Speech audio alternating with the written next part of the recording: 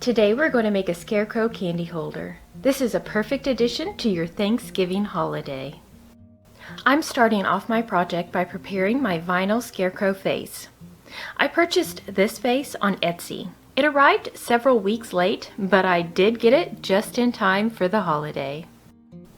When preparing the decal, you want to rub it with something like a credit card.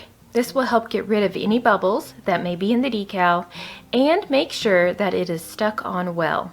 Since I don't want to use my credit card online, I am using a Play-Doh lid instead.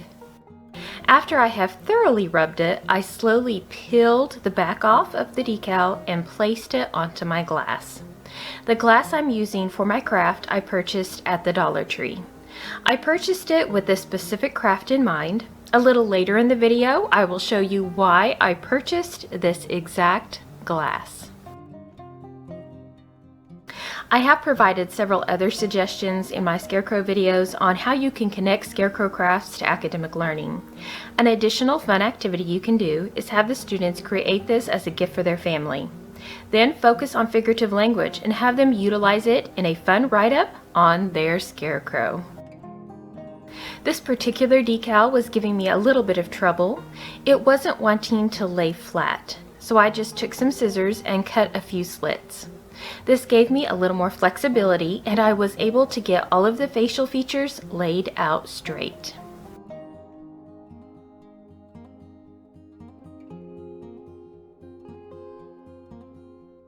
Once I had the decal on the glass, I took my Play-Doh lid and rubbed it on.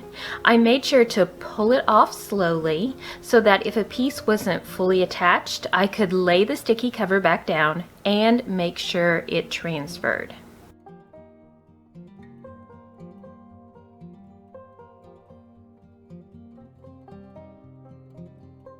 I am using a candle holder for the stand part of my candy jar.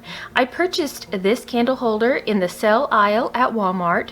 While deciding how to decorate my stand, I noticed that I had some leftover leaves that I purchased from the Dollar Tree, so I chose to hot glue them around the top. I wanted a lid for my candy jar, so while I was at the Dollar Tree, I found a plastic container with a lid. After I found that container, I then went into the glass aisle. I tried the lid on all of the glasses that I liked, and bingo, this one was the winner. I previously bought a fall bow that came in a package of 2. This came from either the Dollar Tree or Hobby Lobby. One of the bows I used as a tree topper on my fall tree. I chose to use the second one for this project. I just tied it around the candle holder, however you can also glue it on. Every Scarecrow needs a hat. I had purchased a package of these from Hobby Lobby for my thankfulness jar, and I thought that it would be the perfect addition to this candy jar. Since the hat is smaller than the handle of the lid, I just glued it on the side of the lid.